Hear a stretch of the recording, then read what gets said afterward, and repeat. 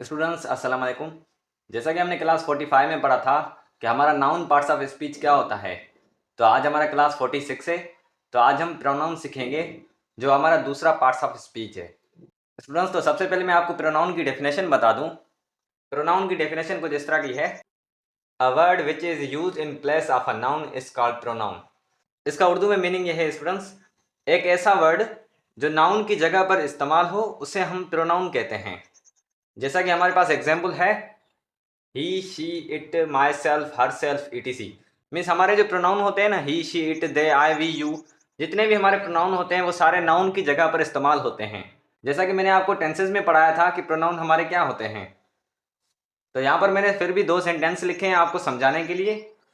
तो यहाँ पर हमारे पास पहला सेंटेंस है, he is my small brother. Means ये मेरा छोटा भाई है। तो स्टूडेंट्स यहाँ पर देखें, मैं इसका नाम भी लिख सकता था। तो यहाँ पर देखें, मैंने नाउन की जगह इसका प्रोनाउन रखा है माय ब्रदर का। तो ब्रदर हमारा लड़का है तो इस वजह से हमने ही रखा है। तो यहाँ पर जो हमारा ही है वो प्रोनाउन है। जैसा कि हमारे पास दूसरा जुमला है, शी सा her self in the mirror. उसने अपने आप को आईने में देखा। तो स्टूडेंट्स यहाँ पर देखें, शी जो है हमारा प्रोनाउन है। यहाँ पर देखो, वहाँ पर मैं लड़की का नेम भी लिख सकता था। तो यहाँ पर ये नाउन की जगह पर इस्तेमाल हुई है तो इसे हम कहेंगे प्रोनाउन। तो यहाँ पर देखें, जो हर सेल्फ है वो भी हमारा प्रोनाउन है। लेकिन प्रोनाउन के भी काइंड्स होते हैं। जैसा कि हमने नाउन में 5 काइंड पढ़े थे, ऐसे प्रोनाउन के भी काइंड्स हैं। तो प्रोनाउन के 9 काइंड्स हैं, वो मैं आपको एक एक करके समझाता हूँ। तो स्टूडेंट्स, यहाँ पर जो हर सेल्फ है वो शी का रिफ्लेक्सिव प्रोनाउन है। वो हम इसकी डेफिनेशन लिखेंगे, वहाँ पर मैं आपको बताता हूँ। तो अभी मैं आपको प्रोनाउन का पहला काइंड पढ़ाता हूँ। तो स्टूडेंट्स, यहाँ पर मैंने प्रोनाउन का पहला काइंड लिखा है जो है हमारा पर्सनल प्रोनाउन। तो सबसे पहले मैं आपको पर्सनल प्रोनाउन की डेफिनेशन बता दूं। अ pronoun which represent person is called personal pronoun. ऐसा प्रोनाउन जो हमारे पर्सन को रिप्रेजेंट करे उसे हम कहते हैं पर्सनल प्रोनाउन। रिप्रेजेंट मीन्स उसको मेंशन करे। जैसा कि हमारे पास एग्जांपल है, I, we, you, they, he, she, it. सिर्फ यही जो है हमारे पर्सनल प्रोनाउन होते हैं जो हम पर्सन की जगह पर लिखते हैं। जैसा कि मैं कहूँ, अहमद इज माई ब्रदर। तो अहमद की जगह पर यहाँ पर मैं ही भी लिख सकता हूँ ना, प्रोनाउन है हमारा पर्सनल प्रोनाउन। तो यहाँ पर मैं ये भी लिख सकता हूँ, ही इज माई ब्रदर। तो स्टूडेंट्स, यहाँ पर देखें, ये होते हैं हमारे पर्सनल प्रोनाउन जो हमारे नाउन को रिप्रेजेंट करते हैं, किसी पर्सन को रिप्रेजेंट करते हैं। तो अभी मैं आपको बता दूं कि पर्सनल प्रोनाउन का काम क्या होता है। तो हमारे 3 पर्सन होते हैं। तो फर्स्ट पर्सन हमारा वो होता है जो बात करता है, और दूसरे नंबर पे आता है हमारा सेकंड पर्सन। सेकंड पर्सन कौन होता है? यू, जो सामने वाला हम जिससे बात कर रहे हैं होते हैं। और तीसरे नंबर पे आता है हमारा थर्ड पर्सन जो है हमारे ही, शी, इट, दे, जिनके बारे में हम बात करते हैं। समझ नहीं आ रहा तो मैं आपको फिर से समझाता हूँ। फर्स्ट पर्सन जो बात करता है, सेकंड पर्सन जो हमारा सामने वाला होता है जिससे बात कर रहा होता है, और जो थर्ड पर्सन होता है जिसके बारे में हम बात कर रहे होते हैं। स्टूडेंट्स, तो बिल्कुल आसान है, अगर आप थोड़ा ध्यान देंगे तो आपको समझ आ जाएगा। तो ये हमारा पर्सनल प्रोनाउन होता है। पर्सनल प्रोनाउन हमारे 7 होते हैं, सिर्फ 7 होते हैं जो पर्सन को रिप्रेजेंट करते हैं। यहाँ पर देखें, पर्सन को, किसी आदमी को। स्टूडेंट्स, तो ये आपको फर्स्ट पर्सन, सेकंड पर्सन और थर्ड पर्सन आपको खुद याद रखना होगा। ये बहुत काम आते हैं। उम्मीद करता हूँ कि आपको समझ आ गया होगा। अभी हम प्रोनाउन का सेकंड काइंड पढ़ते हैं। स्टूडेंट्स, तो यहाँ पर मैंने प्रोनाउन का दूसरा काइंड लिखा है जो है हमारा रिफ्लेक्सिव प्रोनाउन। तो सबसे पहले मैं आपको इसकी डेफिनेशन बता दूं। अ pronoun which express the action of subject is called reflexive pronoun. तो स्टूडेंट, इसका उर्दू में मीनिंग ये है, एक ऐसा प्रोनाउन जो हमारा सब्जेक्ट का एक्शन बयान करे उसे हम कहते हैं रिफ्लेक्सिव प्रोनाउन। जैसा कि हमारे पास एग्जाम्पल है, my self, him self, her self. ये देखो ना, माई सेल्फ जो है सब्जेक्ट का एक्शन बयान करता है कि हमारा सब्जेक्ट क्या कर रहा है। तो यहाँ पर जैसा कि और भी है हमारे पास, itself, themself, ourself. तो स्टूडेंट, जब हमारे प्लूरल होंगे तो उसके साथ हम सेल्फ लगाएंगे, सेल्फ नहीं लगाएंगे। अगर हमारा सिंगुलर है ना, एक है, तो उसके साथ हम सेल्फ लगाएंगे। अगर हमारा प्लूरल होगा, जैसे हमारा देम हो गया, अवर हो गया, तो उसके साथ हम सेल्फ लगाएंगे, क्योंकि ये हमारे प्लूरल हैं। रिफ्लेक्सिव प्रोनाउन भी हमारे साथ ही होते हैं। तो स्टूडेंट्स, यहाँ पर मैंने 2 सेंटेंस लिखे हैं जिसमें मैंने रिफ्लेक्सिव प्रोनाउन इस्तेमाल किए हैं। तो हमारा पहला सेंटेंस है, he injured himself in the accident. इसका उर्दू में मीनिंग यह है, उसने अपने आप को एक्सीडेंट में जख्मी कर दिया। तो किसको जख्मी कर दिया? अपने आप को। तो यहाँ पर देखो, हिमसेल्फ यहाँ पर हमारा रिफ्लेक्सिव प्रोनाउन है, वो सब्जेक्ट का एक्शन बयान कर रहा है कि सब्जेक्ट ने खुद को जख्मी कर दिया। तो यहाँ पर हमारे पास दूसरा सेंटेंस है, आई एब्सेंटेड माई सेल्फ फॉर 2 days। मैं खुद 2 दिन से छुट्टी पर था। तो यहाँ पर देखें, मैं खुद, तो यहाँ पर भी जो हमारा माई सेल्फ है वो रिफ्लेक्सिव प्रोनाउन है, सब्जेक्ट का हमारा काम बयान कर रहा है कि सब्जेक्ट हमारा क्या कर रहा था। तो स्टूडेंट्स ये होते हैं हमारे रिफ्लेक्सिव प्रोनाउन। तो अभी हम प्रोनाउन का तीसरा काइंड पढ़ते हैं स्टूडेंट्स। तो यहाँ पर मैंने प्रोनाउन का तीसरा काइंड लिखा है जो है हमारा रिलेटिव प्रोनाउन। तो सबसे पहले मैं आपको रिलेटिव प्रोनाउन की डेफिनेशन बता दूं। A word which stand for noun at the same time join two parts of sentence.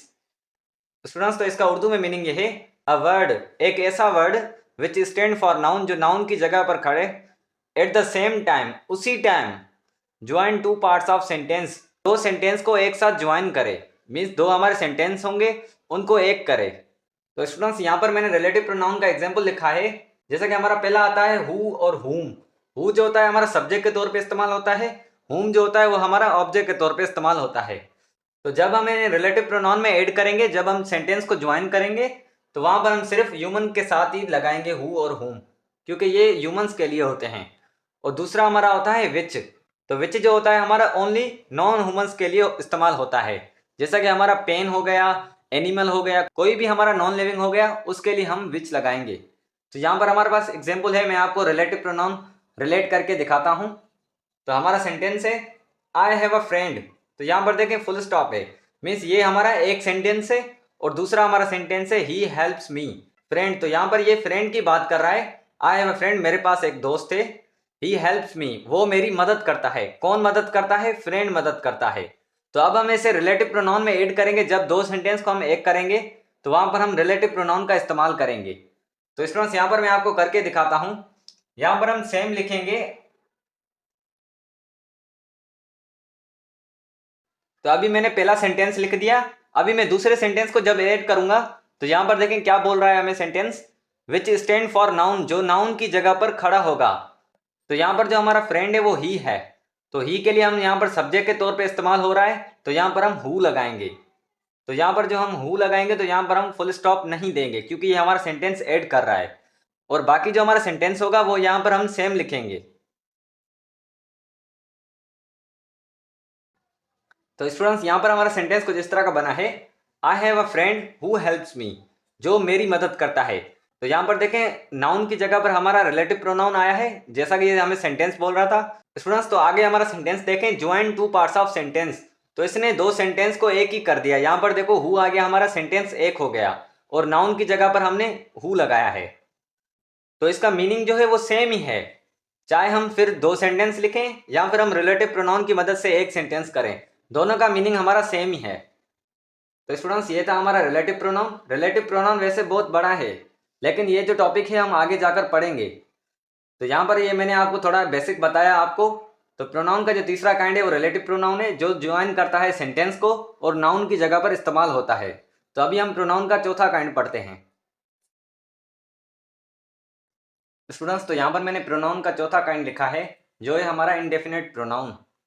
तो इंडेफिनेट प्रोनाउन की डेफिनेशन कुछ इस तरह की है, a pronoun which represent a noun in unclear way is called indefinite pronoun. Means एक ऐसा pronoun जो हमारा नाउन को रिप्रेजेंट करे लेकिन वो अनक्लियर वे हो। तो स्टूडेंट्स यहाँ पर अनक्लियर वे का मीनिंग ये है, मीन्स एक्यूरेट वे में आपको ना बताया जाए कि हमारा जो सब्जेक्ट है वो कौन है, लेकिन सब्जेक्ट को रिप्रेजेंट करेगा, बट जो हमारा सब्जेक्ट होगा वो आपको क्लियर तरीके से नहीं बताएगा।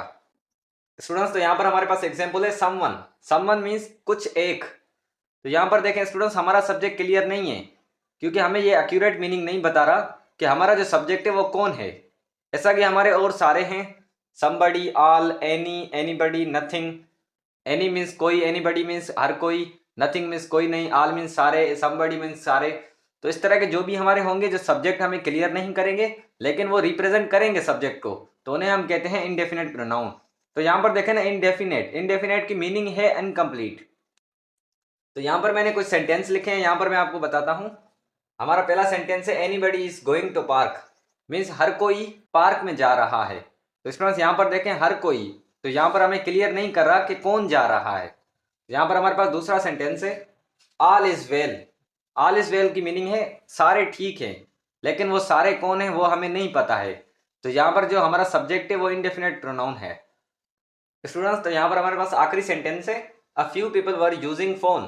तो फ्रेंड्स अ फ्यू कहते हैं हम कुछ लोगों को, कुछ लोग लेकिन पॉजिटिव वे में। इसका उर्दू में मीनिंग ये है कुछ लोग जो हैं फ़ोन इस्तेमाल कर रहे थे। तो स्टूडेंट यहाँ पर भी देखें कुछ लोग, हमें ये क्लियर नहीं करा कि हमारा सब्जेक्ट कौन है। तो इस तरह के जो भी होंगे जो हमें नाउन को रिप्रेजेंट करेंगे लेकिन वो हमें सब्जेक्ट क्लियर नहीं करेंगे तो उन्हें हम कहते हैं इंडेफिनेट प्रोनाउन। स्टूडेंट्स, तो उम्मीद करता हूँ कि आपको समझ आ गया होगा। अभी हम प्रोनाउन का 5वां काइंड लिखते हैं। तो स्टूडेंट्स, तो यहाँ पर मैंने प्रोनाउन का 5वां काइंड लिखा है जो है हमारा डेमोस्ट्रेटिव प्रोनाउन। तो सबसे पहले मैं आपको इसकी डेफिनेशन बता दूं। अ pronoun which point out the noun is called demonstrative pronoun. Means हमारा एक ऐसा प्रोनाउन जो पॉइंट आउट करे प्रोनाउन को, मीन्स इशारा करे, तो उसे हम कहते हैं डेमोस्ट्रेटिव प्रोनाउन। जैसा कि हमारे पास एग्जाम्पल है दिस, डेट, दीज, दोज। तो स्टूडेंट्स ये हमारे इसके एग्जाम्पल हैं। स्टूडेंट्स, तो ये जो हमारे प्रोनाउन है वो हमें पॉइंट आउट करते हैं नाउन की तरफ, मीन्स इशारा करते हैं। दिस जो होता है वो हमारा सिंगुलर को शो करता है। तो स्टूडेंट इसका ही जो प्लूरल होता है वो दीज होता है। दीज अगर हमारा कोई प्लूरल होगा, पॉइंट आउट करेंगे किसी को इशारा, तो वहां पर हम दीज रखेंगे। और दिस कहते हैं हम करीब वाली चीज को, और जो हमारी दूर वाली चीज होगी उसे हम कहेंगे डेट। जैसा कि मैं आपको एग्जाम्पल दूं, दिस इज माई फ्रेंड। तो यहाँ पर मैं देखो मैं पॉइंट आउट कर रहा हूँ कि वो मेरा दोस्त है। अगर वो मुझसे थोड़ा दूर होगा तो वहां पर मैं बोलूंगा कि डेट इज माई फ्रेंड। तो इस तरह के जो भी हमारे पॉइंट आउट वाले सब्जेक्ट होंगे तो वहां पर हम डेमोस्ट्रेटिव प्रोनाउन इस्तेमाल करेंगे। तो यहाँ पर मैंने कुछ सेंटेंस लिखे हैं। पहला सेंटेंस हमारा ये है दिस इज माई कार। तो यहाँ पर मैं पॉइंट आउट कर रहा हूँ कि वो मेरी कार है। तो स्टूडेंट्स यहाँ पर मैं डेट भी लगा सकता हूँ। दिस की मीनिंग होती है जो करीब हो चीज, और डेट रखूंगा तो मेरी मतलब दूर कार होगी, तो वहां पर मैं बोलूंगा that is my car. Students, तो यहाँ पर हमारे पास दूसरा सेंटेंस है डेट इज योर ब्रदर। तो अभी मैं किसी को पॉइंट आउट कर रहा हूँ कि डेट इज योर ब्रदर, वो आपका भाई है। तो अगर वो हमसे दूर होगा तो वहां पर हम डेट लगाएंगे, अगर हमसे करीब होगा तो वहां पर हम दिस लगाएंगे। ऐसे ही हमारा तीसरा सेंटेंस है दीज आर माई फ्रेंड्स। वो जो है मेरे दोस्त हैं। तो यहाँ पर देखें मैंने आर लगाया, मीन्स जो हमारा दीज है वो प्लूरल है, तो यहाँ पर हमारा सिंगुलर था तो इस वजह से हमने इज लगाया। स्टूडेंट्स, तो ये था हमारा प्रोनाउन का 5वां काइंड डेमोस्ट्रेटिव प्रोनाउन, जो पॉइंट आउट करता है नाउन को, उसे हम कहते हैं डेमोस्ट्रेटिव प्रोनाउन। तो ये हमारे 4 ही हैं सिर्फ। तो अभी हम प्रोनाउन का 6 नंबर काइंड पढ़ते हैं। तो स्टूडेंट्स यहाँ पर मैंने प्रोनाउन का 6 नंबर काइंड लिखा है। तो 6 नंबर हमारा काइंड है इंटीरोगेटिव प्रोनाउन। तो इसकी डेफिनेशन कुछ इस तरह की है, a pronoun which is used to ask question is called interrogative pronoun. तो स्टूडेंट्स यहाँ पर देखें एक ऐसा प्रोनाउन जो क्वेश्चन करने पे इस्तेमाल हो, मीन्स सवाल करने पे इस्तेमाल करें, तो उसे हम कहते हैं इंटीरोगेटिव प्रोनाउन। तो ये तो मैंने आपको इंटीरोगेटिव सेंटेंस में भी पढ़ाया हुआ है। तो यहाँ पर हमारे पास पहला एग्जाम्पल है विच।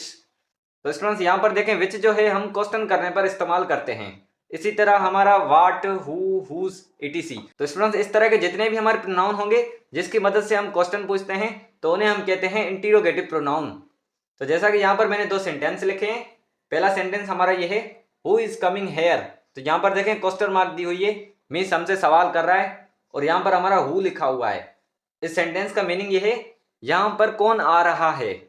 तो इसमें यहाँ पर देखो मैं सवाल कर रहा हूँ कि यहाँ पर कौन आ रहा है। तो यहाँ पर हमारे पास दूसरा सेंटेंस है व्हाट हैव यू बॉट, कि आपने क्या खरीदा। स्टूडेंट्स, तो इस तरह के जितने भी हमारे प्रोनाउन होंगे वो हम क्वेश्चन पूछने पर इस्तेमाल करेंगे। तो ये था हमारा इंटीरोगेटिव प्रोनाउन। तो अभी हम प्रोनाउन का 7 नंबर काइंड पढ़ते हैं। स्टूडेंट्स, तो यहाँ पर मैंने प्रोनाउन का 7 नंबर काइंड लिखा है जो है हमारा डिस्ट्रीब्यूटिव प्रोनाउन। तो इसकी डेफिनेशन कुछ इस तरह की है, a pronoun which show members of group separately is called distributive pronoun.